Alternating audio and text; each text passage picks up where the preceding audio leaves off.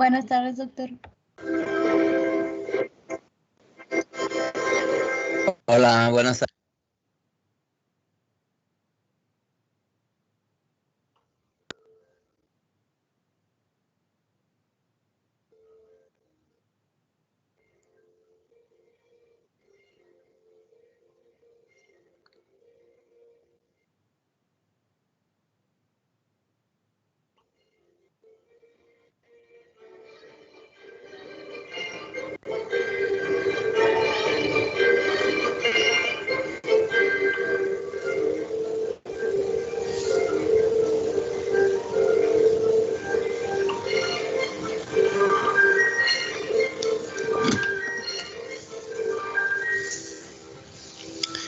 Bien. Estamos 12 asistentes. Voy a empezar a grabar esta sesión.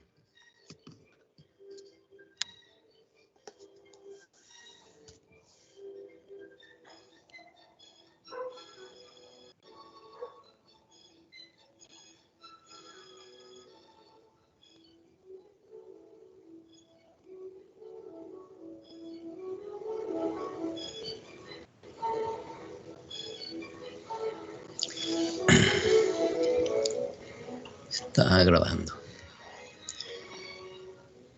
Bien, jóvenes, buenas tardes. Vamos a iniciar la 15ª sesión de este curso optativo de medicina del laboratorio.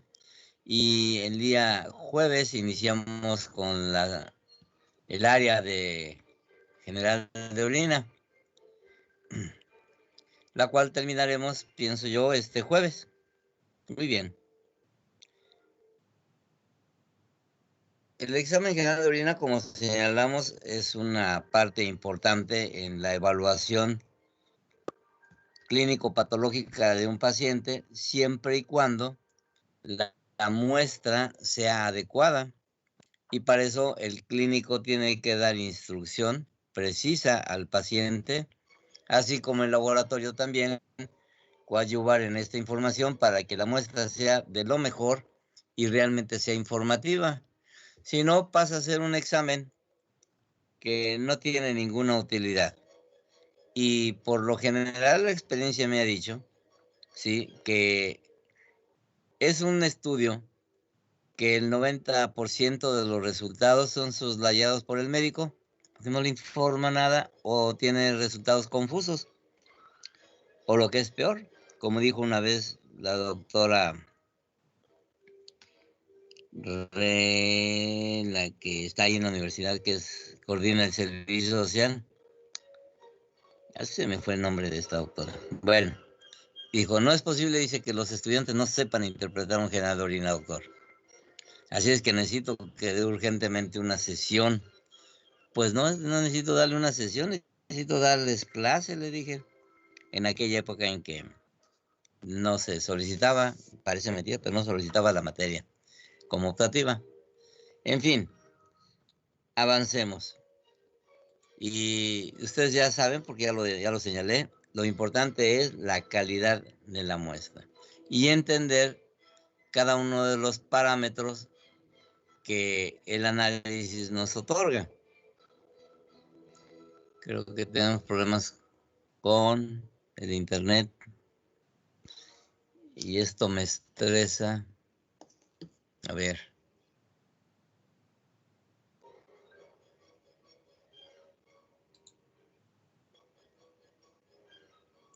Muy bien, ya mencionamos que esta prueba se divide en dos partes, el análisis físico-químico obtenido a través de las tiras reactivas y la observación microscópica del sedimento urinario, ya sea teñido o no con el colorante Stenheimer-Malvin, que le da unas características de contraste ideal para la evaluación. Muy bien. Dentro de los aspectos citoquímicos ya mencionamos el potencial de hidrógeno, la gravedad específica, las proteínas, la glucosa, cuerpos cetónicos, urobilinógeno, bilirrubinas, nitritos, leucocitos y eritrocitos. La tira reactiva, entre más parámetros tenga, es mucho mejor, pero obviamente va aumentando el costo para el laboratorio. La más cotizada es la N-Multistix o la Bililabstix, son las casas comerciales que más venden las tiras reactivas.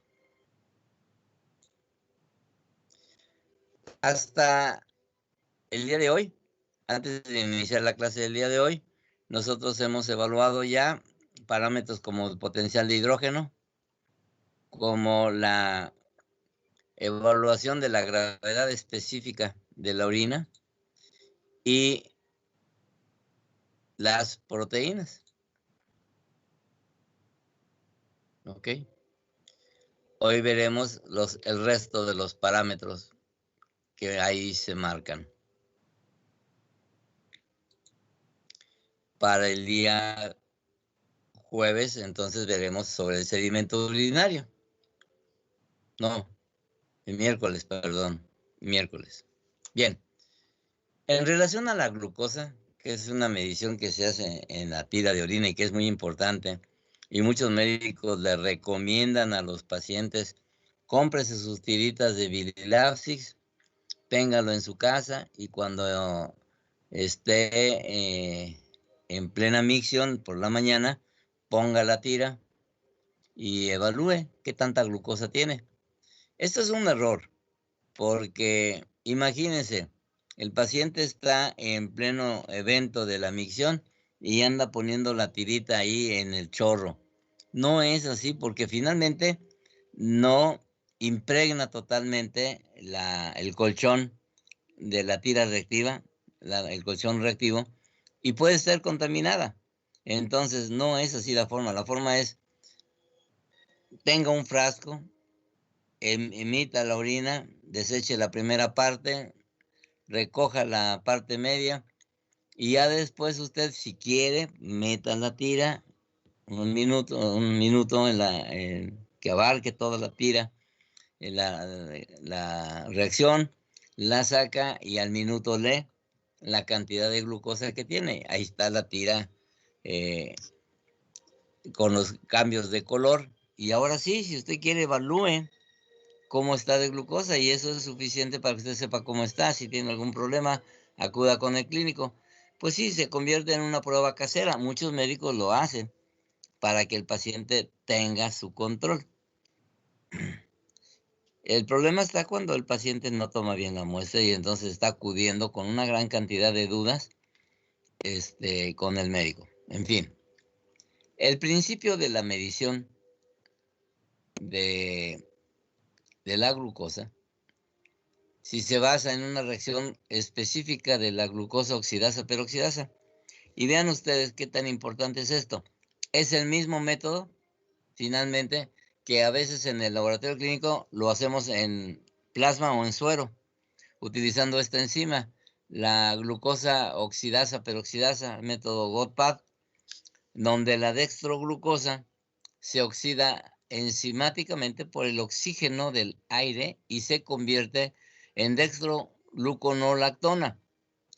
El peróxido de hidrógeno resultante oxida bajo la catálisis de la peroxidasa al indicador, que es el tetrametilbenzidina, y entonces da una coloración azul verdosa sobre el papel amarillo reactivo de la tirilla, que se lee en la tabla de comparación que está en el lector de tirillas, o se hace la medición a través del sistema semiautomatizado, y así determina la presencia de la glucosa en la orina. La glucosa, como ven ustedes ahí, se lee rápido en 30 segundos. Es de color negativo cuando permanece el color azuláceo. Abajo de donde dice glucosa está la tira, esta que estamos viendo en grande aquí abajo. Y luego hay una serie de colorantes de cambios de color donde rápidamente se ve que es negativo si permanece el azul turquesa. O se convierte en café, ¿verdad? Cuando es positiva la presencia de la glucosa. Como ven ustedes, cuando ya se convierte en un café así intenso, sí, más o menos son 2 gramos por mola, son cerca de 2000 miligramos por litro. Entonces, lo que quiere decir que son como 200 miligramos por decilitro en la orina. Y bueno, depende de la intensidad del color. Pero solamente estamos hablando de la detección de la glucosa o cuantificación. Pues es exactamente lo importante, medir cuánto tiene en sangre. Entonces la orina solamente nos va a decir si el riñón ya está eliminando la glucosa porque se rebasó el umbral renal de la glucosa. Hay otras tirillas, ¿verdad?, que detectan solamente, es exclusiva para la glucosa, y así se denominan pruebas de glucosuria. Pues ya sea la tira que mide todos los colores, o sea, todas las reactantes, el Virilastix o el N-Multistix o el Multistix, o que solamente sea una tira exclusivamente para la glucosa. Finalmente es prácticamente lo mismo. La reacción que se tiene ahí con el método enzimático del GOTPAD es específico para la glucosa y no depende del potencial de hidrógeno ni de la gravedad específica de la orina, ni se ve afectado significativamente por la presencia de los cuerpos cetónicos.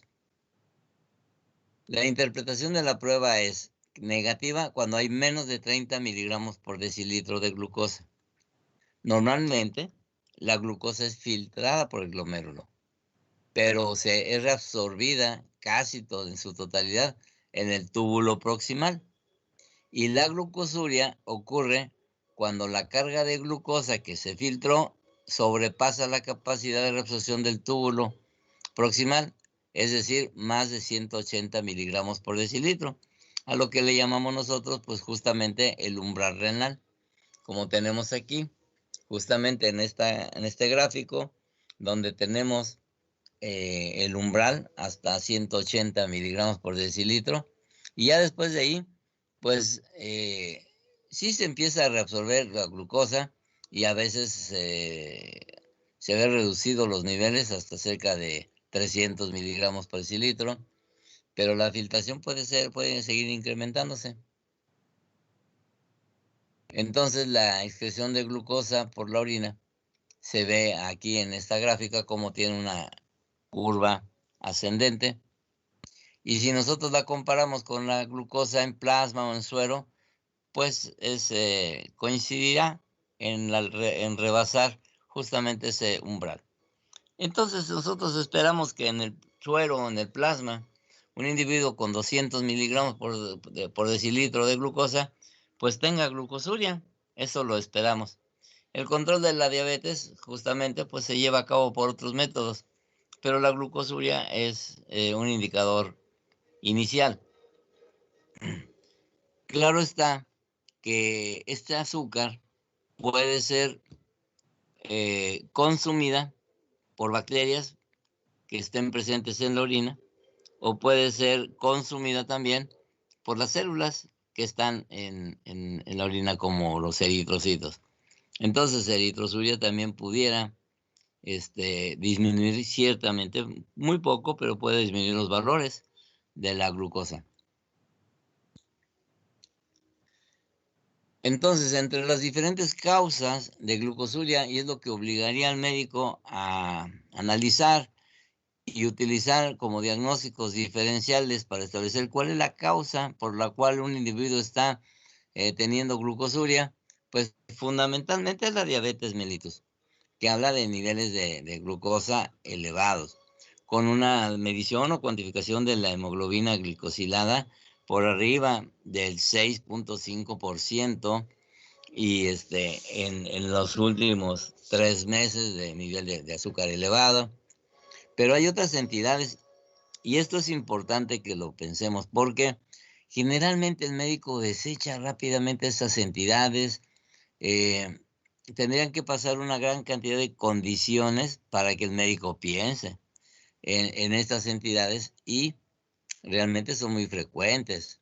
Está el síndrome de Cushing, está la enfermedad pancreática, enfermedades hepáticas y el síndrome de Fanconi, que es de todos ellos el más raro, ¿verdad?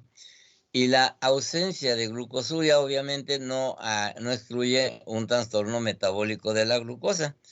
Y sobre todo no excluye el diagnóstico de diabetes mellitus, no es una prueba para establecer el diagnóstico. Recuerde usted que se tienen que cumplir, para empezar, el parámetro de glucosa elevada en sangre, en el plasma o en el suero, para poder sospechar en el diabetes. Pero si vamos a estar investigando que si el paciente tiene diabetes, para no estarle picando la vena y mídese la glucosa en la orina, pues no es el método. Entonces no cometamos esos errores. De todas estas entidades, yo lo que recomiendo siempre investigar de principio, sí, es la enfermedad pancreática y el síndrome de Cushing, porque luego muchas veces retrasamos el diagnóstico de estas entidades y que la glucosuria nos estaba informando sobre él. Si el umbral renal se ha reducido notablemente debido a una disminución en la reabsorción de la glucosa a nivel de los túbulos renales, se observará entonces un aumento de la excreción de glucosa por orina, aunque la glucosa en sangre sea normal. A esto le llamamos una glucosuria renal. La glucosuria, que se observa frecuentemente durante el embarazo, en el 5% a 10% de los casos, también se debe por lo general a una reducción del umbral renal y este tipo de glucosuria desaparece posterior al parto. Finalmente, recuerde usted, hay trastornos del embarazo que se presentan por el embarazo. Pues ya habiéndose resuelto el embarazo, pues se tienen que componer todos los parámetros que se afectaron. Vean, hace muchos años, pues cuando estábamos en la residencia, decía un médico, este problema de la presión, este problema de metabólico, se generó porque la paciente estaba embarazada. Ok, ya vamos a quitar al niño, ya vamos a quitarle la situación de embarazo. Por favor, no dejen que los internistas toquen a la enferma, que no se metan, porque ellos le van a querer empezar a meter esteroides, beta bloqueadores, etcétera. Dice, si ella no tiene ningún problema, todo eso se generó por el embarazo. Quitamos el embarazo, solita la paciente tiene que entrar en un estado de normalidad. Y dicho y hecho, la mayor parte de los casos que veíamos, que donde este médico evaluaba a sus pacientes y resolvía el embarazo, las dejábamos en observación sin que ningún internista las tocara y se recuperaban inmediatamente.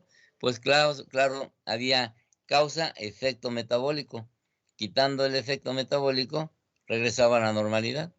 Bueno, esta es una recomendación para que antes de meter mano a una gestante o una que está complicada, pensemos en que lo generó es el embarazo y resolviendo, perdón, el embarazo debería de caer dentro de lo normal. Y las que caen en la normalidad son las que nosotros iatrogenizamos, ¿verdad? Entonces mejor no meterlos. Primero, evaluar, dejar que pase el tiempo. Ahora bien, la glucosuria renal sintomática se produce cuando la función renal se reduce a un 30% o menos. Y este tipo de diabetes mellitus se observa también en la insuficiencia renal aguda, porque no es lo mismo tener una diabetes con un funcionamiento renal óptimo a tener diabetes con una insuficiencia renal aguda. Entonces también lo que tenemos que hacer es evaluar la suficiencia del riñón. Ahora, la ingesta de alimentos pues tiene que ver con el incremento de la glucosa, de los hidratos de carbono. Entonces puede ocurrir una ingestión excesiva de hidratos de carbono en ausencia de diabetes mellitus o de algún tipo de daño renal y entonces observar glucosuria. Pero esto va a ser temporal, rápidamente se va a reabsorber y va a caer dentro del rango normal. ¿Qué pruebas, qué limitaciones tiene la medición de la glucosa en orina? Bueno, la medición de rutina de la glucosuria con las tirillas convencionales puede ser mejorada si utilizamos tirillas especialmente diseñadas para controlar la glucosa en la orina de pacientes diabéticos. Por ejemplo, la que se vende exclusivamente así como Diaburtest 5000 o Keto Diaburtest 5000, porque además de medir la glucosa, esta última nos otorga también la posibilidad de medir cuerpos cetónicos, recordando el metabolismo de los lípidos y cómo se pueden afectar ante situaciones descompensadas de la glucosa. Con intervalos de medición en el campo de la glucosa, si se le compara con el de las tiras convencionales. Así más o menos permite una exacta diferenciación del contenido mínimo de glucosa en la orina. Entonces a los diabéticos les recetamos mejor o les pedimos que tengan estas tirillas. En el laboratorio, pues no, en el laboratorio tenemos que tener la tira completa. ¿Por qué? Porque una de las complicaciones principales que descompensan la diabetes, sí, es la infección de vías urinarias. Entonces, la infección de vías urinarias generada o que se da normalmente en el 70-80% de los casos por Escherichia coli, pues esta bacteria lo que va a hacer es reducir los nitratos. Entonces, si tenemos en nuestra tira la medición de el reactivo de nitratos, pues entonces rápidamente podemos ver si es posible que la descompensación de la diabetes sea motivada por infección de vías urinarias, porque se está presentando como reacción la reducción del nitrato. Y si está extremadamente descompensada, con niveles de miliosmolas por arriba de 320 miliosmolas por kilogramo de peso, entonces los cuerpos cetónicos se hacen importantes. Pero también pensemos que la fiebre, que sería secundaria a un trastorno infeccioso, va a dar presencia de cetonas. Entonces, estos tres parámetros nos van a ayudar para establecer la condición de un paciente diabético con glucosuria importante, presencia de cuerpos cetónicos o de nitratos. Pero si nada más hay presencia de cuerpos cetónicos y no de nitratos, pensemos en una descompensación metabólica que pudiera llevar al paciente a un estado de coma hiperosmolar. Bueno, pues nos lo está avisando también las cetonas. Muy bien. ¿Qué resultados falsos positivos tenemos? Recordemos el concepto de resultado falso positivo o falso negativo. Aquellos falsos positivos de personas sanas cuyos valores están en la cola de la campana de Gauss de las observaciones y que se acercan a la población de enfermos, pero no están enfermos. Entonces, la presencia de restos de detergente que contengan peróxido de hidrógeno u otros oxidantes fuertes en los recipientes que se utilizan para tomar o manejar la muestra puede inducir resultados falsos positivos. Por eso es de preferencia mejor usar un frasco limpio, nuevo, ¿verdad? Los resultados falsos negativos que se dan en personas enfermas que en la curva de observaciones caen en la cola del que se acerca a la población sana. Entonces él está enfermo, pero se está presentando como sano. Estos falsos negativos, las primeras tirillas daban resultados falsos negativos por interferencia con vitamina C, el ácido ascórbico en la orina. Situación que en las tiras reactivas disponibles en la actualidad está completamente controlada, porque por eso es enzimática. Ya se quitaron los otros reactivos que utilizaban la cuantificación de la glucosa, que cruzaba con el ácido ascórbico.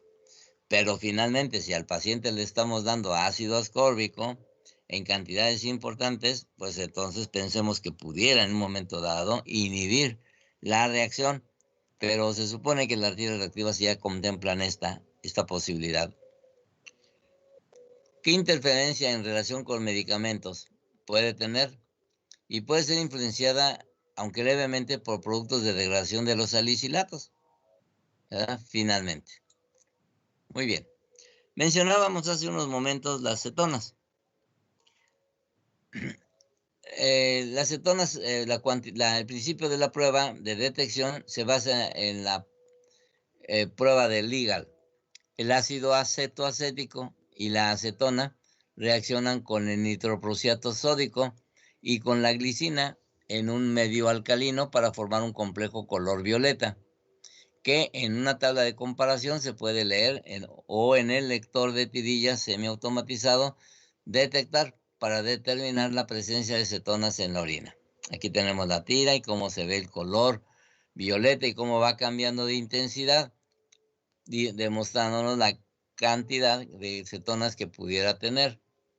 Recordemos que los cuerpos cetónicos emanan del metabolismo de los lípidos y hay 3 cuerpos cetónicos de interés: el ácido acetoacético, la acetona y el ácido beta hidroxibutírico, ¿verdad? Que son los que van a medirse. Bueno, dentro de ellos lo que le da el aroma característico al diabético es la acetona, ¿verdad? Este cuerpo cetónico que se forma. La reacción es específica para el ácido acetoacético y para la acetona, y no es interferida por el ácido beta hidroxibutírico, ni por la presencia de glucosa, proteínas o ácido ascórbico en la muestra. Se toma la muestra, se observa entonces. Ya di algunos parámetros de interés cuando vemos la medición de cetonas. Tenemos que comparar junto con el valor de glucosa y la presencia de nitratos. Pero en general es importante, si el paciente no es diabético, ¿por qué una persona puede tener cuerpos cetónicos? Bueno, pues tiene un problema de lipólisis, o del metabolismo de los lípidos. Esa pudiera ser una de las causas, ¿verdad? El valor de referencia es negativo, no debemos de tener cuerpos cetónicos, cetonuria pues, menos de 5 miligramos por decilitro. Las cetonas aparecen en la orina cuando en el organismo se produce un aumento en la degradación de las grasas por un aporte energético insuficiente de hidratos de carbono. Recuerden ustedes que en bioquímica, ¿sí? La moneda de cambio energético es la glucosa, hablando en sangre, ¿verdad? Entonces, el organismo está consumiendo el azúcar. Entonces, por eso se requiere un adecuado metabolismo a través de los hidratos de carbono. Consumo de glucosa, de hidratos de carbono, que se convierten en glucosa, o ya viene la glucosa como tal. Es la que se utiliza como factor energético. En la noche, como no comemos, entonces no hay aporte de hidratos de carbono, pero el mecanismo metabólico que tenemos es la liberación de la glucosa procedente del glucógeno. Entonces empieza la glucogenólisis, ¿verdad? O la hormona que lo controla, el glucagón. Entonces en la noche estamos liberando la glucosa, tenemos energía porque se está desprendiendo el azúcar del almacenado en el hígado. Ya llega la mañana y consumimos alimento y entonces ese mecanismo se mantiene y entonces empieza la glucogénesis, ¿verdad? Para producir y almacenar la glucosa. Pero cuando no estamos consumiendo hidratos de carbono, el organismo lo primero que va a hacer es tomar la grasa y entonces empieza una lipogénesis, perdón, una lipólisis para convertirla en hidratos de carbono y tener entonces elementos energéticos. Cuando el organismo se consume los lípidos, lo primero que sigue vienen siendo las proteínas. Entonces viene la proteólisis y entonces ahí viene todo el síndrome del consumo, donde la persona se ve delgada, etcétera, porque está hasta que llega la caquesia, pero porque no hay funcionamiento con los hidratos de carbono ni con el metabolismo de lípidos. Por eso entonces se piensa el consumo de las proteínas. Pues esto se observa entonces constantemente metabólicamente.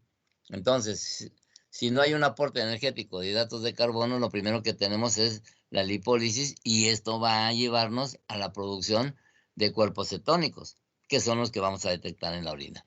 Entonces, muchas veces las mujeres, ¿verdad?, que tienen problema de bulimia y todo esto, entonces, pues vamos a tener cuerpos cetónicos en la orina, porque no están consumiendo hidratos de carbono por el hecho de que en el espejo se están viendo demasiado obesas, aunque estén bastante delgadas, ¿verdad? Entonces, esta es una enfermedad mental.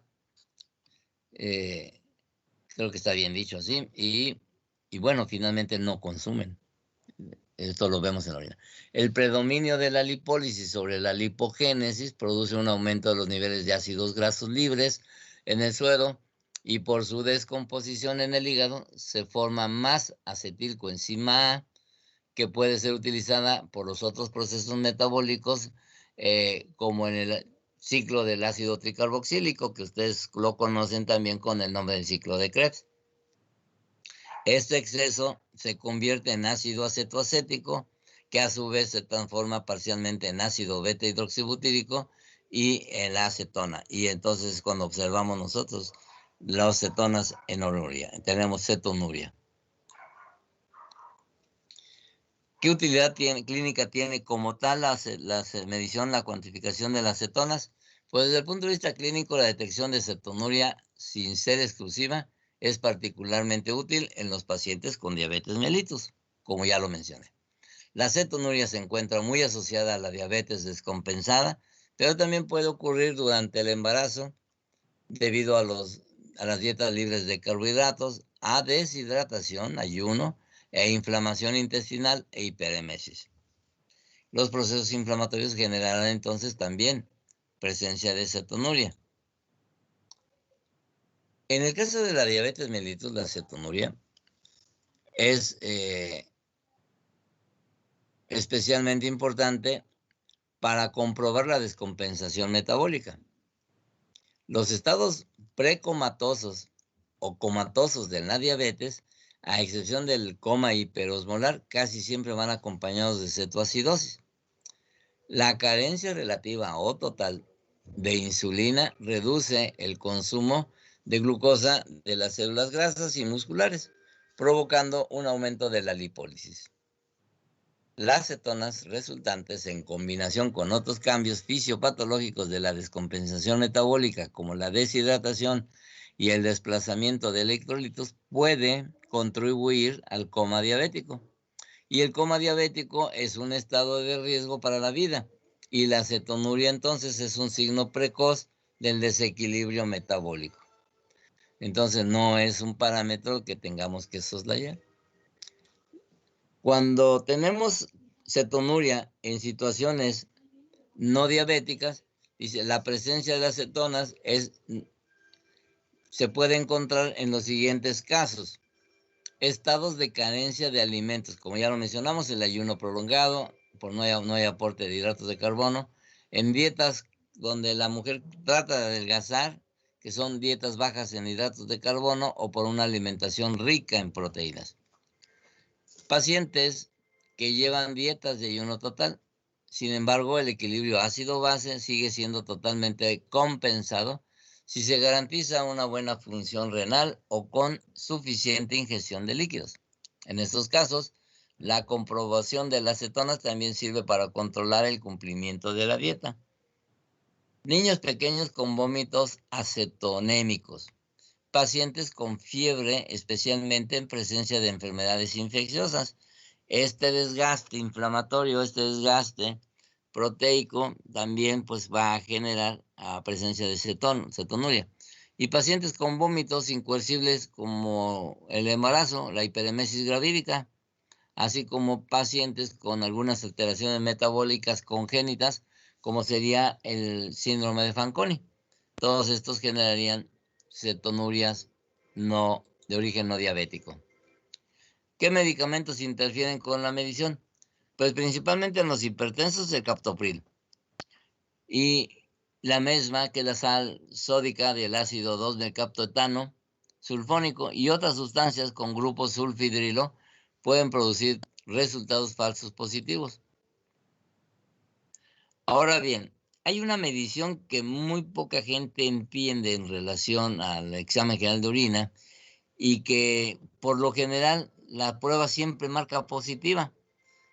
Si nosotros analizamos los resultados del laboratorio de los exámenes general de orina de una jornada o jornada tras jornada en laboratorios públicos donde hay una gran cantidad de medición de orinas, pues vamos a encontrar un 70-80% de positividad para el urobilinógeno. Y generalmente, como esto es muy frecuente, pues el médico no le hace caso, no le toma importancia. La prueba se basa en una sal de diazonio estable. Es el parametoxibenceno diazonil fluoborato, que está presente en la tira reactiva y reacciona casi inmediatamente con el urobilinógeno, dando lugar a la formación de un colorante azoico rojo que mediante una tabla de comparación se puede leer o el lector de tiras detectar. Empecemos primero por saber de dónde viene el urobilinógeno, ¿verdad? Primero que nada, recordemos el ciclo de los ácidos tricarboxílicos, el ciclo de Krebs. Y entonces, después del ácido oxaloacético, que se va a la succinilcoenzima A, y ahí hay un desprendimiento de las moléculas del succinato y que a través de la enzima deltamino levulónico se va a empezar a formar el urobilinógeno. El producto final del metabolismo, ¿verdad?, será la producción del grupo M, que unido a la globina, pues va a formar la hemoglobina, la mioglobina, la neuroglobina, que son proteínas que transportan el oxígeno, retienen oxígeno y lo liberan rápidamente a las células que lo están demandando. Entonces, esa es la vía por la cual está el urobilinógeno. Y hay cerca de 7, 8 enzimas que bien pudiéramos tener un error innato del metabolismo por una carencia de ellas y convertirlos en problemas patológicos, como serían las porfirias, y la más común de todas ellas, la porfiria eritropoyética. Bueno, ese es el mecanismo bioquímico de esto, ¿verdad? Entonces, la medición del urobilinógeno se hace en 60 segundos y es normal tener menos de 1 miligramos por decilitro, pero si ya tenemos 2, 4, 8, etcétera, pues entonces va a tener un color rosado intenso. No debemos de tener urobilinógeno en la orina, menos de 1 miligramo por decilitro, es lo esperado, y eso es cuando se marca como negativo. Normalmente la orina contiene solo pequeñas cantidades de urobilinógeno, que es el producto final de la bilirrubina conjugada, luego de haber sido excretada por los conductos biliares y metabolizada en el intestino por la acción de las bacterias allí presentes. Esta es la otra vía por la cual se forma el urobilinógeno. El urobilinógeno es reabsorbida a la circulación portal. Eventualmente, una pequeña cantidad es filtrada por el glomérulo y la prueba de la tirilla es específica para el urobilinógeno y no se afecta por los factores interferentes como ocurre en en la prueba de Ehrlich, que se utiliza para la determinación de bilirrubina. La utilidad clínica del urobilinógeno se encuentra aumentado en la orina en pacientes que tienen enfermedades hepatocelulares y en las anemias hemolíticas. La presencia del urobilinógeno en orina es un indicador temprano de daño del parénquima hepático, usualmente antes de que se presenten manifestaciones clínicas. Pero si nos está diciendo que hay daño del parénquima hepático, ¿por qué entonces no le hacemos caso a la presencia del urobilinógeno? Es importante reconocer que la excreción del urobilinógeno tiene variación diurna, una razón más para estandarizar la muestra a la primera de la mañana, porque si la estamos tomando a cualquier hora, entonces perdemos este valor. Tiene que ser, como ya lo hemos dicho constantemente, la primera orina de la mañana. Cuando tenemos resultados falsos negativos, que no se aparece el urobilinógeno, pero que en personas que están enfermas debería de estar, y entonces se muestran como falsos negativos. Estos, cuando el paciente recibe antibióticos por vía oral, debido a que estos antibióticos disminuyen el número de bacterias que degradarían la bilirrubina en la luz intestinal, cuando hay suspensión de la colepoiesis en el hígado, por ejemplo, en hepatitis viral severa y lesiones hepatotóxicas graves, o cuando hay una obstrucción de los conductos biliares, debido a que, en este caso, la bilirrubina no pasaría al tracto digestivo. Y también se representan resultados falsos negativos cuando la muestra se procesa más allá del tiempo óptimo. Aquí está el detalle. Debido a la oxidación del urobilinógeno expuesto a la luz, cuando la orina es conservada con formaldehído o una concentración mayor de 200 miligramos. En los laboratorios públicos pues el retraso en la medición nos va a dar resultados falsos negativos.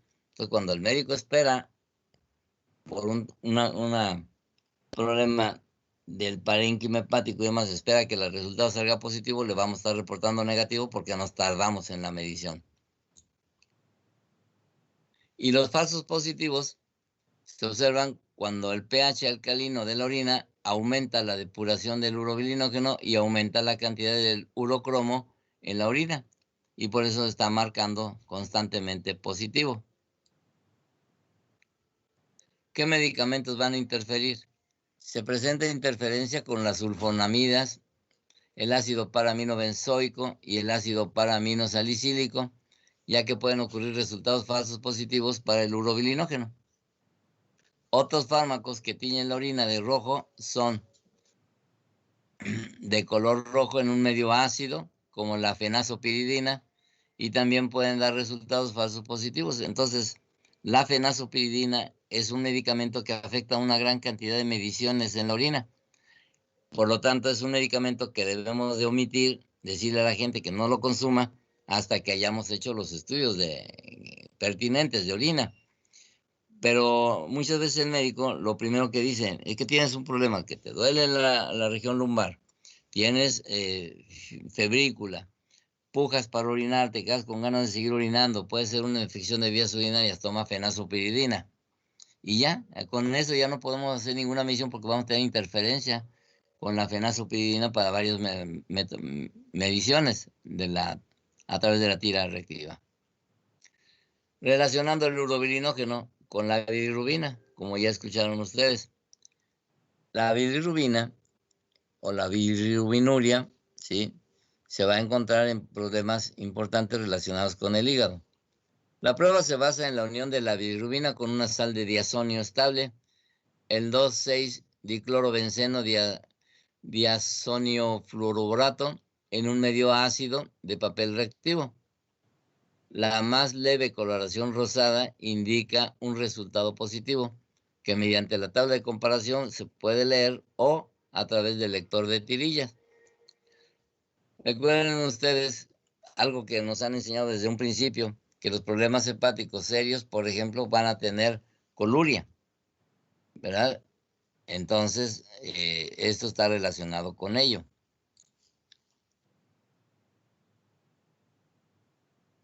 La bilirrubina en orina debe ser negativa, menos de 0,2 miligramos por decilitro. Y las reacciones que se presentan en la tirilla son muy sensibles y pueden detectar cantidades tan pequeñas como 0,05 miligramos por decilitro de bilirrubina en la orina. La bilirrubinuria, ¿verdad?, es importante si consideramos lo siguiente. La bilirrubina conjugada, o sea, aquella que ya se está desprendiendo del hepatocito, que va hacia el canarículo y que va a ser eliminada en el intestino, pero también a través del torrente circulatorio porque es soluble con el agua. Entonces, la bilirrubina conjugada, desde el punto de vista del laboratorio, nosotros le llamamos ya bilirrubina directa. ¿Por qué? Porque ya reaccionó en forma directa con el reactivo de Ehrlich. Esta bilirrubina conjugada es soluble en el agua y en consecuencia puede encontrarse en la orina de pacientes que tienen ictericia obstructiva, daño hepático y cáncer de páncreas o conductos biliares.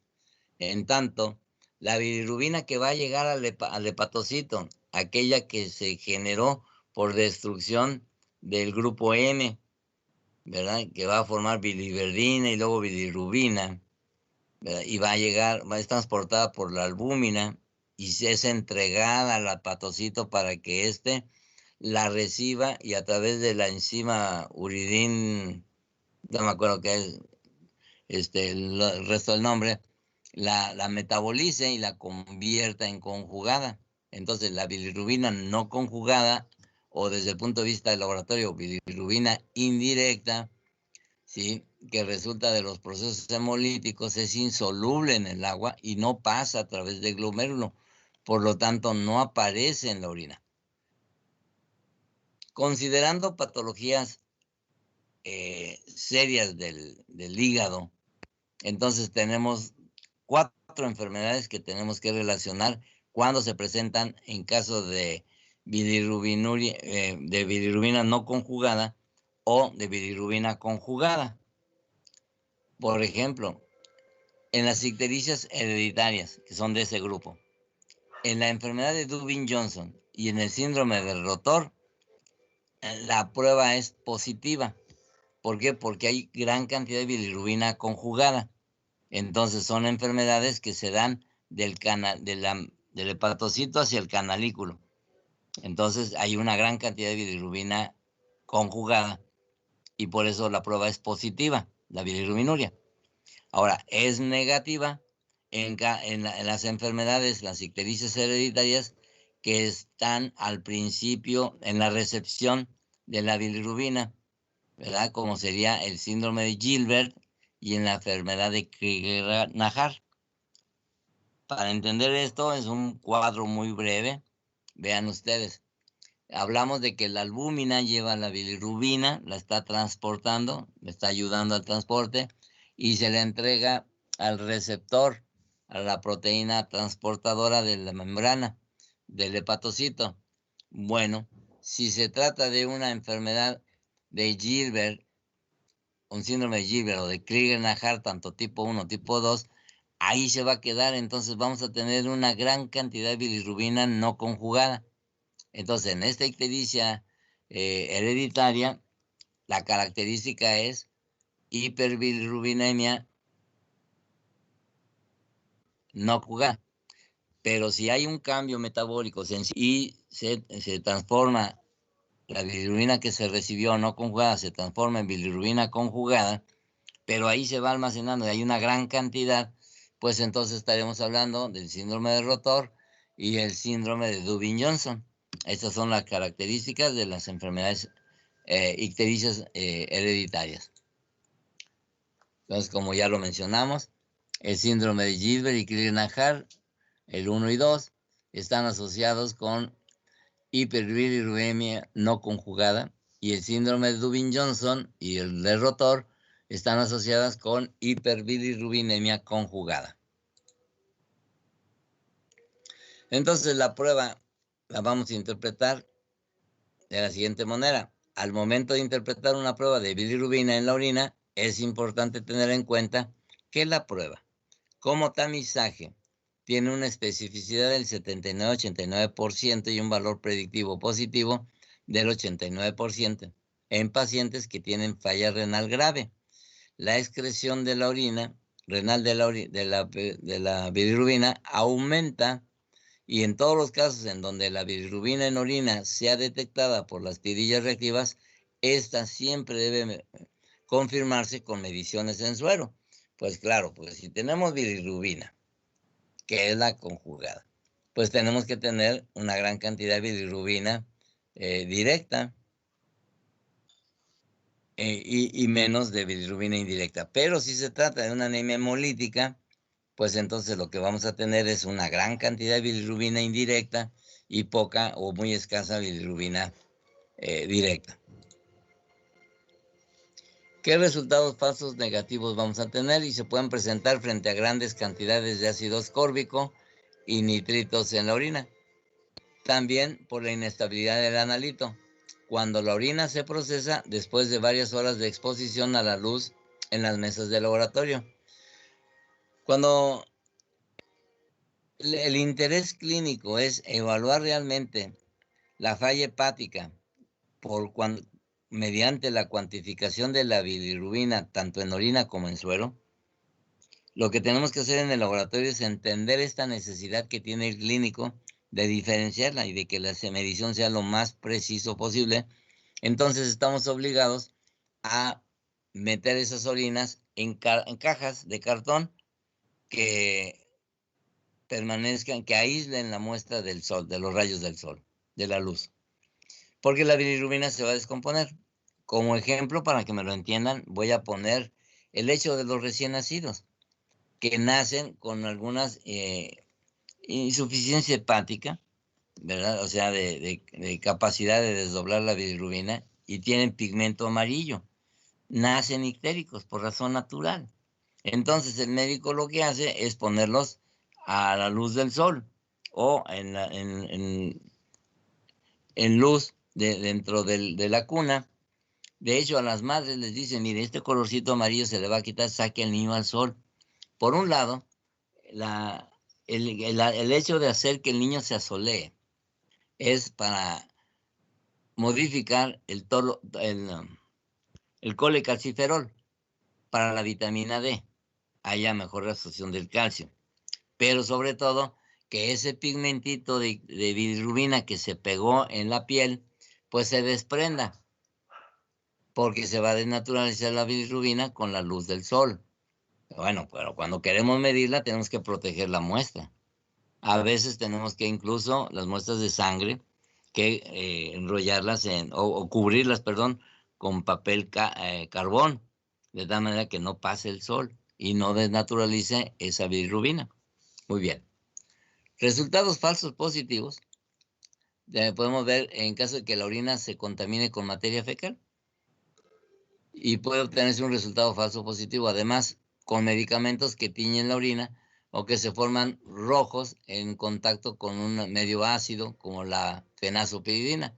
Volvemos a mencionar el medicamento de la fenazopiridina, que es uno de los principales actores que contaminan la medición físico-química de la orina. Justamente, ¿qué interferencias con medicamentos tenemos? Pues algunos medicamentos como el ácido mefamínico, el Ponstan, pues, el que utilizamos para el dolor analgésico, la cloropromacina, la rifampicina y el etodolaco reaccionan con los sustratos de la prueba, y otros como la fenazopiridina, como el piridium, es el nombre comercial, y el cloruro de etoxacene y algunos metabolitos de anestésicos locales cambian el color de la orina, dando origen a resultados falsos positivos para la bilirrubina.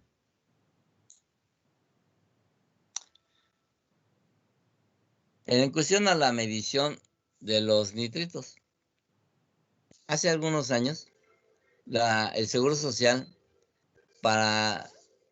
pues creó un departamento de investigación del embarazo más infección de vías urinarias.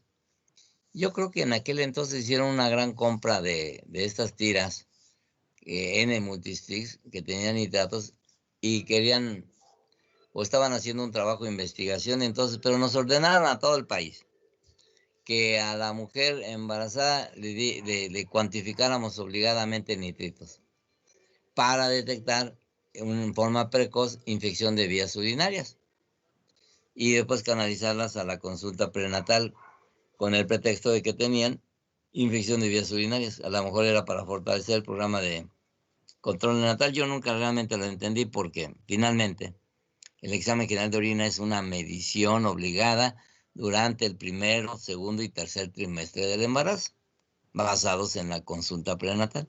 Pero esto era específico, así, buscar nitritos en mujeres embarazadas. Bueno, porque justamente lo que trata de medir esta prueba es infección. La prueba se basa en el principio del ensayo de Gris y es específica para el nitrito.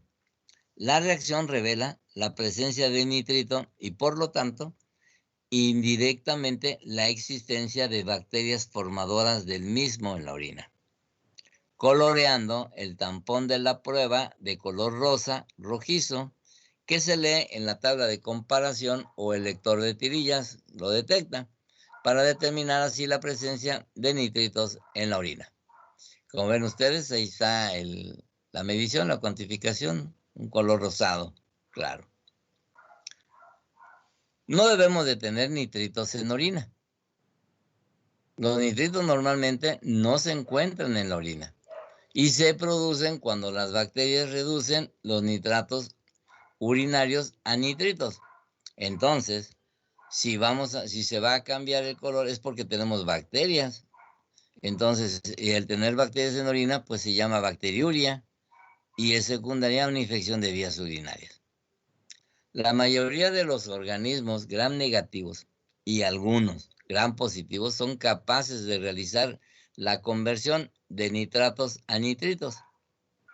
por lo que un resultado positivo indica que estos microorganismos están presentes en una cantidad considerable, más de 10,000 unidades formadoras de colonia por mililitro, que dentro del principio de Katz, pues habla de una infección de vías urinarias. Generalmente, el gram negativo más común es la Escherichia coli. Entre el 70 y 80% de las infecciones de vías urinarias vendrá siendo siempre por Escherichia coli, que es una bacteria que coloniza el intestino y que por vía hemática contamina el riñón, o en forma ascendente ante una mala higiene de la mujer principalmente, donde acarrea la bacteria del ano hacia la uretra, la entrada de la uretra, y las bacterias ascienden de tal manera que colonizan la vejiga. Y como tienen presencia de nitratos, pues entonces la orina es un buen mecanismo de cultivo. Así entonces la reacción se da positiva cuando hay bacterias. Y yo siempre lo comento, siempre piense, si tiene nitritos positivos, pues piensen en Escherichia coli, que es la bacteria más común, y demos tratamiento para esta Escherichia coli. Ya lo que es el ureaplasma aureolíticum, lo que son Klebsielas, esto ya viene siendo contaminación y demás, pues es esto, son contaminaciones, lo más común en la Escherichia coli. Ahora vean la diferencia de color entre estos dos frascos que se intenta mostrar, ¿verdad? La utilidad clínica de la prueba.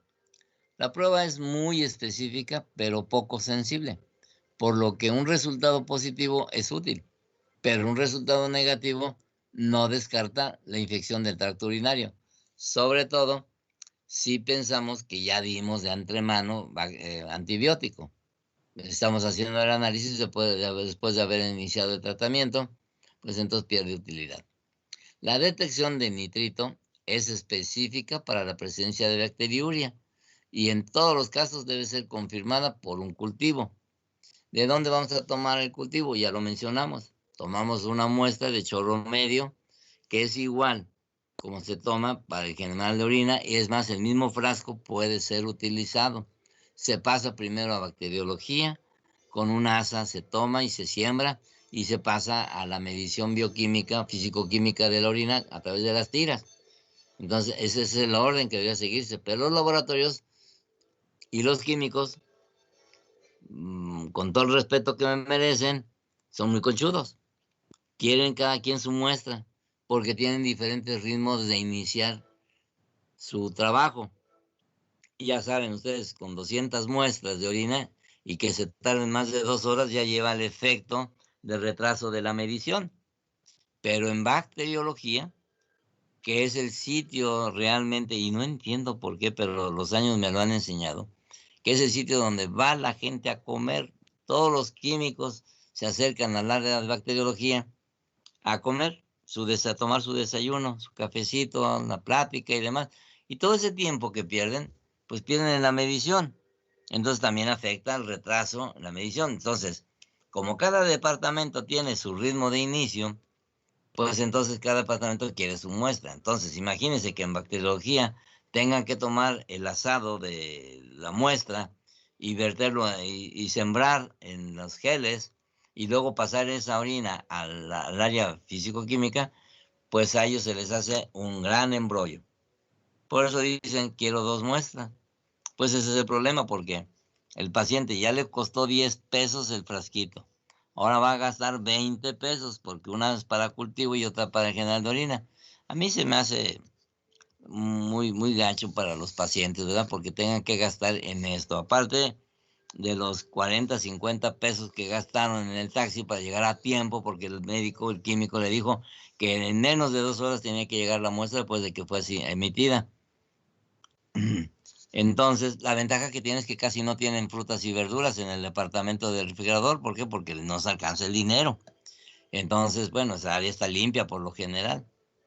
Entonces, pero vean todo lo que va gastando, lo que va generando, solo para que cómodamente en el laboratorio se puedan medir las pruebas y finalmente ni la utilidad de la prueba. ¿Por qué? Porque se tardaron en la medición. En fin, disculpen que haga tantas estas elocuencias, pero es lo que yo vivo, es lo que he visto. y es importante que ustedes lo sepan. Muy bien. Un resultado de nitritos negativo no excluye una infección del tracto urinario porque el recuento bacteriano y el contenido de nitratos pueden variar ampliamente. O la bacteria presente en la orina no contener la enzima reductasa que convierte el nitrato en nitrito. Lo que sería raro, ¿verdad? Generalmente las bacterias tienen esta enzima, pero pues nos podemos encontrar con cosas raras. Pero eso no excluye la infección. Pero bueno, es lo que estamos buscando. ¿Qué falsos negativos tenemos? Bueno, y aquí hay unas cosas que son extremadamente interesantes, fíjese. Que es más, muchos químicos ni siquiera lo saben. La prueba puede dar un resultado falso o negativo por una de las siguientes circunstancias. Primero, la presencia de microorganismos, como ya lo mencioné, que no reducen los nitratos, como el Streptococcus fecalis y otros gram negativos, la Neisseria gonorrhoeae y Mycobacterium tuberculosis. 2. Hay un bajo nivel de nitrato en la orina como resultado de una dieta baja en nitratos. 3. Inadecuada retención de la orina en la vejiga. Se necesita que la orina permanezca por más de 4 horas para que el nitrato se convierta en nitrito. Motivo para preferir entonces la primera orina de la mañana. ¿Cómo el médico va a buscar una infección de vías urinarias en una mujer en la tarde? En una muestra emitida en la tarde, porque va saliendo del consultorio y el médico quiere que ya pase al laboratorio a dejar una muestra para que se haga el análisis. No. Por eso siempre debemos de tratar e insistir que el médico pida un general de orina de la primera orina de la mañana. O porque la muestra fue almacenada en forma muy prolongada a temperatura ambiente en el laboratorio clínico. Aquí mientras desayunaban, pues. Situación que puede llevar a degradar los nitritos presentes originalmente en la muestra de orina. Y ya cuando lo estamos buscando, pues ya se degradaron, ya no están. Todos los perdimos. Esos son resultados falsos negativos. Además, cuando hay un aumento en la diuresis con evacuación frecuente de orina de tal manera que no se da tiempo para que se produzca la reacción, cuando la dieta es pobre en vegetales, cuando se está en ayunas y el estudio se hace en una muestra diferente a la primera de la mañana o cuando se está recibiendo alimentación parenteral. La presencia de altos niveles de ácido ascórbico en la orina pueden inhibir la conversión de nitratos a nitritos. Y cuando se está recibiendo tratamiento con antibióticos que puedan reducir significativamente la carga bacteriana hasta niveles no detectables, y entonces no va a haber suficiente elemento que reduzca al nitrato a nitrito. Pero deje de eso, todavía hay más. Los nitritos pueden tener resultados falsos positivos cuando hay contaminación bacteriana. O sea, que no la emitió la persona, sino la muestra se contaminó. El resultado se realiza varias horas después de haber tomado la muestra. Entonces hay el frasco estaba contaminado, hay crecimiento exponencial de las bacterias y entonces es una muestra contaminada que reduce el nitrato y por eso da un falso positivo. El paciente no tiene infección, pero sin embargo presenta resultados como si los tuviera porque la orina se contaminó. O porque el paciente recibe medicamentos como la fenazopiridina, como ya lo hemos mencionado. Pero como dice el dicho, aún hay más. El reactivo para nitritos es muy sensible al contacto con el aire, por lo que los recipientes donde está la muestra se deben cerrar inmediatamente de que se retire una tira del urinálisis. Después de una semana de exposición, una tercera parte de las tiras puede dar resultados falsos positivos. Y después de 2 semanas de exposición, las 3/4 partes pierden la reactividad. Circunstancia que frecuentemente pasa inadvertida en los laboratorios clínicos que tienen baja carga de trabajo. Un laboratorio privado de esos que están allá en pueblitos, que están ahí en las granjas, que están acá en el saguaro, que tienen una o dos o tres muestras de orina, que ya les va cayendo muy poco, pues el químico tiene su frasquito que con el sudor de su frente se lo robó, perdón, lo compró en la farmacia y abre el frasco, saca la tirita. Si tiene buenas costumbres, tapa el frasco. Generalmente no tiene buenas costumbres y lo deja abierto. Ese frasco ya se está oreando. Pues de las 100 tiras que tenía, por lo menos 30 le van a dar falsos positivos. A las 2 semanas, o sea, en ese tiempo, va a estar analizando 2 o 3 tiras por día.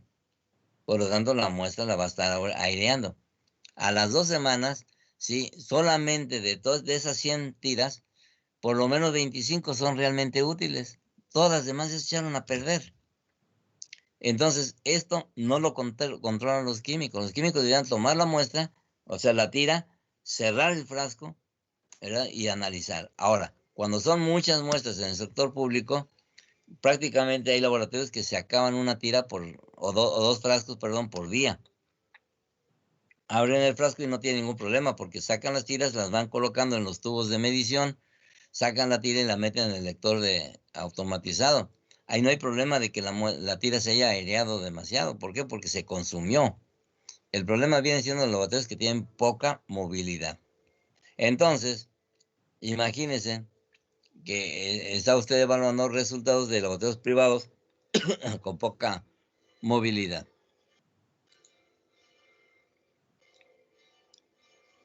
Ahora, en relación a la cantidad de leucocitos que está relacionada con la presencia de bacterias, ¿verdad? Como lo mencionábamos ahorita, la tirilla tiene una zona que contiene un éster de indoxilo que es disociado por la estearasa leucocitaria. El indoxilo libre reacciona con una sal de diazonio para formar una tinción violeta que se lee mediante una tira de comparación o con el lector semiautomatizado de las tirillas. Y ahí ven ustedes la tira cómo cambia de color en relación a la cantidad de leucocitos. Leucocituria no debería de existir, ¿verdad? Entonces solamente existe cuando hay un problema inflamatorio y generalmente el problema inflamatorio es secundario a un proceso infeccioso. Claro que hay otros problemas inflamatorios, pero sobre todo está relacionado con un problema infeccioso. No debe haber leucocitos en orina, como ya lo mencionamos. Y lo que está, la cantidad de enzima que mide, ¿sí? Es menos de 10 leucocitos por mililitro de orina. Es mejor basarse en la cuantificación de leucocituria, de la esterasa leucocitaria, para saber si existe leucocituria, a lo que le reporta en el sedimento urinario el químico. El médico generalmente necesita saber cuántos leucocitos por campo tiene, y ese es el valor que toma como principal. Pues si hay un método enzimático que le está diciendo el equivalente, pues es más valioso la cuantificación de la estearasa leucocitaria que el número de leucocitos que le están diciendo por campo. Y esto pocas veces lo maneja el clínico. Los leucocitos excretados en la orina son casi exclusivamente granulocitos o polimorfonucleares neutrófilos y eosinófilos. Y la tirilla reactiva detecta su presencia mediante la actividad de la estearasa que poseen. La prueba de la estearasa leucocitaria detecta la presencia de leucocitos a niveles tan bajos como 5 células por campo, en un campo de alto poder, tanto íntegras como las lisadas. Por ejemplo, en el estudio microscópico de la orina, el químico no va a contar las lisadas, no las va a ver. En cambio, la tira reactiva sí las está detectando. Entonces, esto explica por qué un resultado positivo de la tirilla puede ser negativo para leucocitos en el sedimento urinario. Pues sí, porque el químico no va a tomar en cuenta los leucocitos lisados o destruidos. La prueba es muy buena cuando hay infecciones urinarias con recuentos mayores de 105 unidades formadoras de colonia por mililitro y cuando se combina junto con la prueba de nitrito, con una sensibilidad del 84%, una especificidad del 98.3% y un valor predictivo positivo del 84% y negativo del 98%. ¿Qué quiere decir? Que esta prueba se robustece si la consideramos junto con los nitritos. La prueba de la esterasa leucocitaria, cuando se compara con el microscopio, tiene una sensibilidad y especificidad del 80 y 70% respectivamente.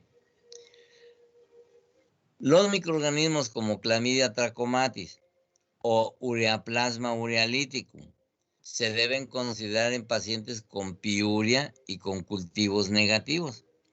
Estas dos bacterias son muy difíciles de cultivar, pero muchas veces el clínico necesita que el cultivo sea positivo para dar tratamiento o considerar la entidad. Y no, pues generalmente, y la Ureaplasma urealyticum es muy común como infección de vías urinarias, después de las de Escherichia coli. Dentro de las causas de piuria estéril se incluyen la balanitis, la uretritis, la tuberculosis, y los tumores de vejiga, las infecciones virales, la nefrolitiasis, los cuerpos extraños, el ejercicio, la glomerulonefritis y el uso de corticosteroides y ciclofosfamida. Todo esto nos va a dar piuria. Con respecto a la prueba de la esterasa leucocitaria, es importante dejar claro que, como prueba tamizaje, es inadecuada, a no ser que se utilice combinada con la prueba de nitritos. A pesar de lo anterior, puede reemplazar el estudio bacteriológico directo, Gram y cultivo en el diagnóstico de la infección urinaria. Por eso es de suma importante hacerle caso a la esterasa leucocitaria, la que nos dice si hay leucocitos o no en la orina. Falsos positivos se pueden presentar por contaminación de la muestra con secreciones vaginales y uretrales. Y recuerden que el que está tomando la muestra es el paciente. Por eso es importante darle adecuadas instrucciones.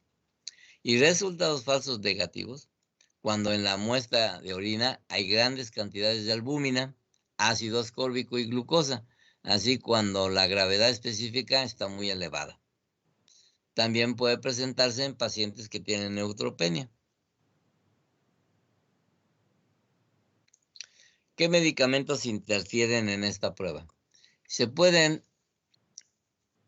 ver resultados falsos negativos en pacientes que consumen cefalexina, cefalotina, nitrofurantoína, gentamicina, tetraciclinas y ácido oxálico, especialmente en tomadores de té helado, el té verde, medicamentos como impenem, merpenem y ácido clavulónico pueden inducir resultados falsos positivos. Las bacterias, las tricomonas o los eritrocitos presentes en la orina no afectan la reacción de forma significativa. Ahora bien, una de las pruebas que más se consideran como importantes es la presencia de sangre o de hemoglobina en la orina. Esta prueba de detección de sangre o hemoglobina detecta la sangre completa como tal, que le llamamos eritrocitos, o detectan la sangre lisada, hemoglobina, sería la hemoglobinuria, y la mioglobinuria. Para lograr el objetivo, la prueba se basa en la acción peroxidativa de la hemoglobina o la mioglobina que cataliza la oxidación del indicador cromático, el tetrametilbencidina, mediante un hidroperóxido orgánico, el 2,5-dimetilhexano 2,5-dihidroperóxido, para producir un color azul verdoso que sobre el papel amarillo de la tirilla marca la reacción, y en una tabla de comparación se puede leer o el lector de las tirillas detectar. para determinar la presencia de hemoglobina en forma de eritrocitos o hemoglobina libre o mioglobina en la orina. Entonces, ahí tenemos la tira y vemos cómo de la tira de la malla amarilla, que es negativa, ¿sí? Se van a formar algunos grumos de color verde, o finalmente toda la almohadilla cambiar a color verde, verdoso o intenso, dependiendo de la prueba, como vamos a ver a continuación. Entonces tenemos que la cama del colchón, la zona de reacción es amarilla, por eso en este cuadro lo pintamos de amarillo. Ahora bien, en las zonas de reacción, de acuerdo al patrón de coloración, es posible distinguir eritrocitos intactos de eritrocitos hemolizados.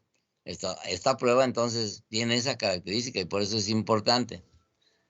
Se debe leer a los 60 segundos. Entonces, los eritrocitos intactos se hemolizan sobre el papel reactivo y la hemoglobina que liberaron inicia la reacción de color, formando puntos verdes visibles.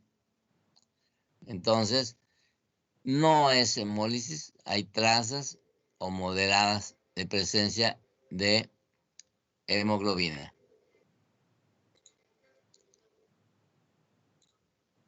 Si la hemoglobina está disuelta en la orina, porque los eritrocitos se rompieron, están lisados, o la mioglobina, origina entonces un color verde uniforme.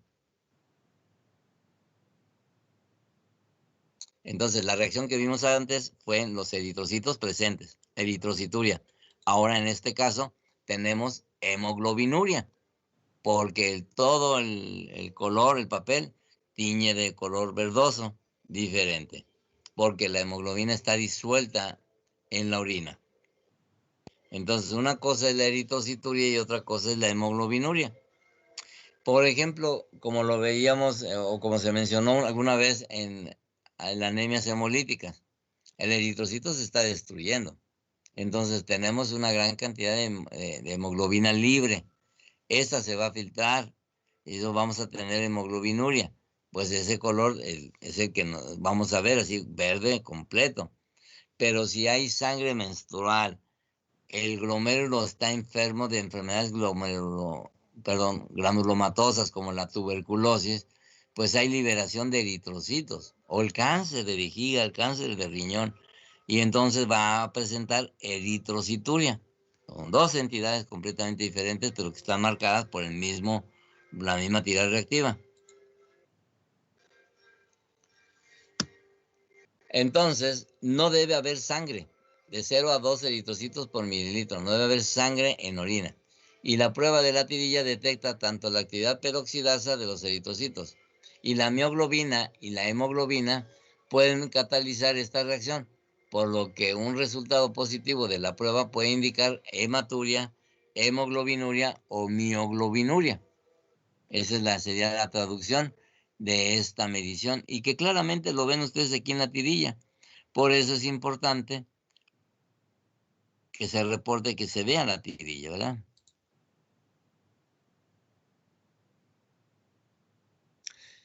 De acuerdo con la Asociación Americana de Urología, se acepta como definición de hematuria la presencia de 3 o más eritrocitos por campo de alto poder de 2 o 3 muestras de orina. Entonces aquí es cuando el clínico debe darle la indicación al paciente. Si él está sospechando una patología, por ejemplo, la que mencioné, una granulomatosa, una tuberculosis, le va a decir, necesito orina, la primera orina de la mañana, durante días seguidos. En los niños pueden ser hasta 5 muestras, ¿verdad? Para detectar la tuberculosis renal. En los adultos, pues con 3 muestras más que suficiente. Entonces hay liberación de los eritrocitos y están intactos y marcan en la tira.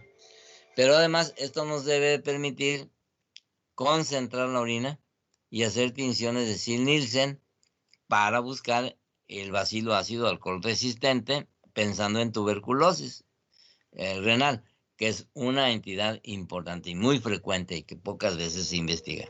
Bien, La visualización de eritrocitos intactos en el examen microscópico del sedimento urinario puede diferenciar la hematuria de otras condiciones. El examen microscópico también puede detectar cilindros eritrocitarios o eritrocitos dismórficos. Muchos médicos pediatras piden búsqueda de eritrocitos dismórficos, que son aquellos eritrocitos como crenados, o sea que tienen varias lobulaciones en la membrana, porque son afectados así por el túbulo renal. Y de acuerdo con el origen, la hematuria se subdivide en glomerular, renal o no glomerular y de etiología urológica. Entonces todo depende de la altura del árbol urinario donde sospechemos el sangrado. Así, en la evaluación, que desde el punto de vista clínico, la hematuria puede presentarse por una de estas tres situaciones. Por daño glomerular, y se denomina así, hematuria glomerular. Por daño renal no glomerular, hematuria renal. O por sangrado en otras zonas del tracto urinario, diferentes al riñón, que sería la hematuria urológica, o en condiciones fisiológicas como la menstruación o el ejercicio extenuante. Imagínense, por ejemplo, los ciclistas que están dañando constantemente la zona perineal y entonces dañan la próstata, dañan ese tercio de la uretra, vejiga, y entonces tiene tendencia a tener hemorragia. Por eso es importante la actividad que desarrolla el individuo que estamos investigando.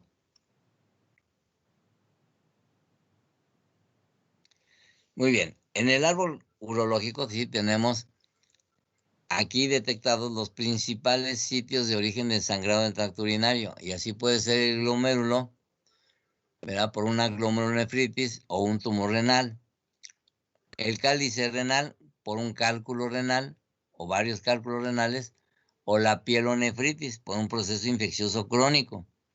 En el uretero, un tumor ureteral, o que el cálculo ureteral vaya bajando, desgarre el epitelio del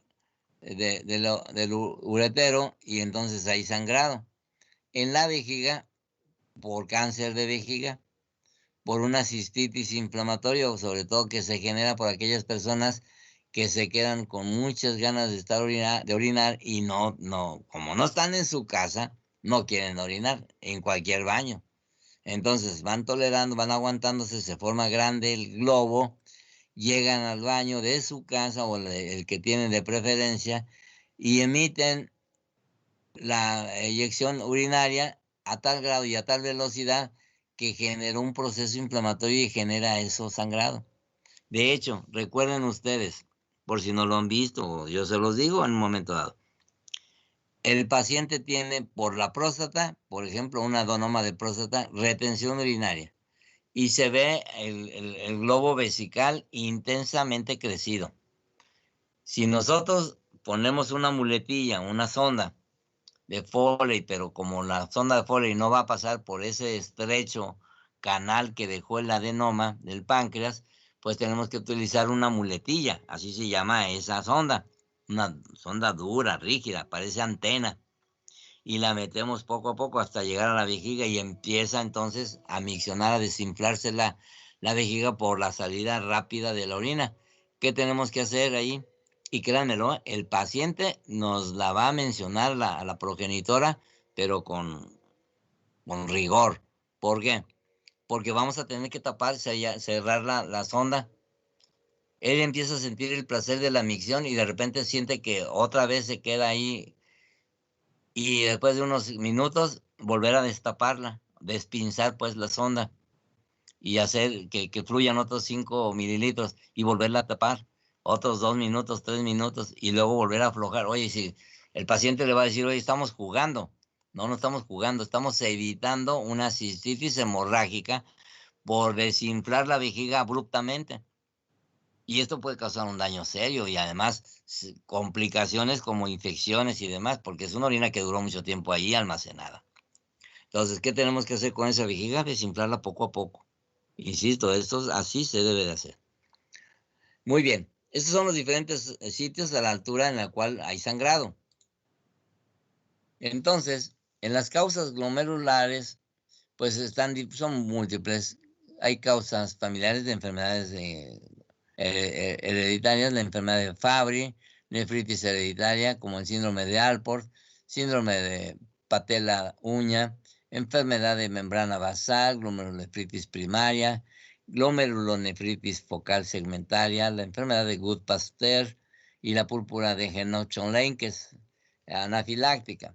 De causas renales, pues hay varias: la malformación arteriovenosa, la hipercalciuria, hiperuricosuria, síndrome de hematuria lumbalgia, la hipertensión maligna, riñón medular esponjoso. Y aquí pueden leer ustedes todas las entidades. Están las causas urológicas: hiperplasia prostática benigna, la más común, el cáncer de riñón, ureteral, vejiga, próstata y uretra, cistitis y pielonefritis, nefrolitiasis, prostitis, infección por esquistosoma hematobium, tuberculosis, y esto es muy común, la tuberculosis extrapulmonar, principalmente en riñón. Si hay sitios de predilección del micobacterio en tuberculosis, es el riñón y el epiplón, cuando tenemos tuberculosis de pared abdominal, pero principalmente renal.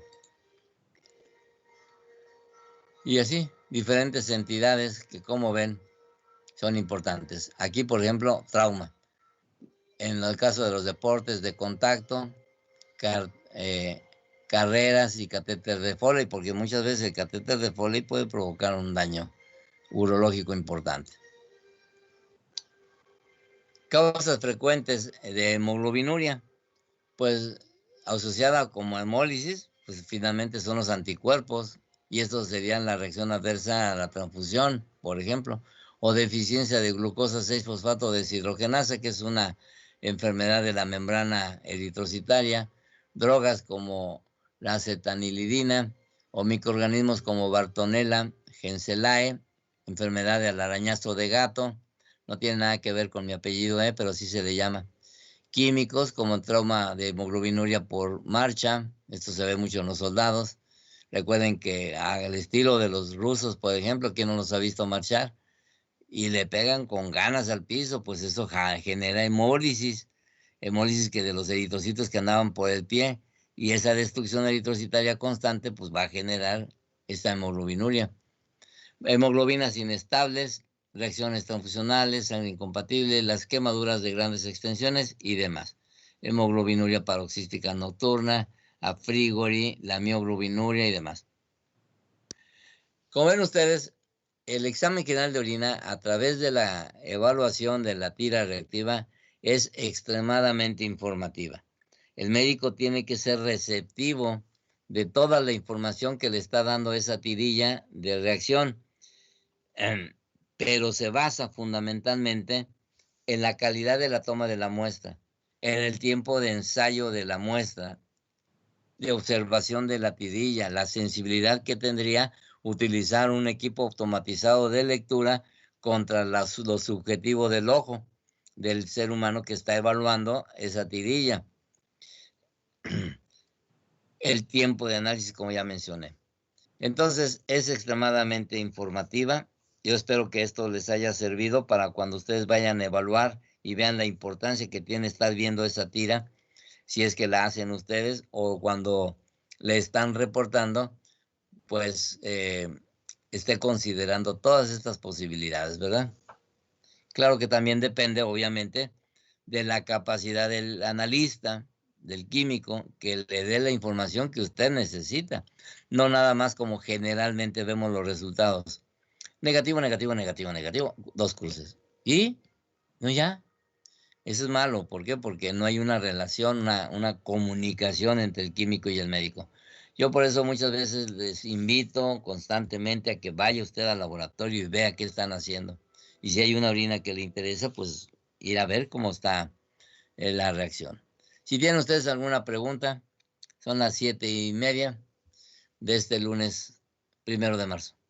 ¿Alguna pregunta, jóvenes?